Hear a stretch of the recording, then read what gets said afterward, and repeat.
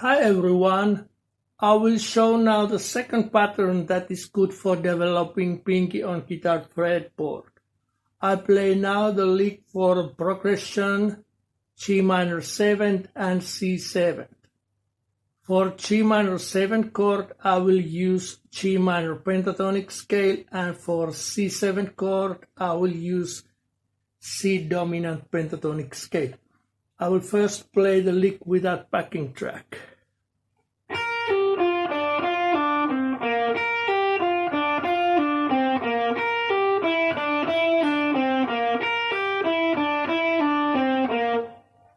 Now I play the lick with backing track.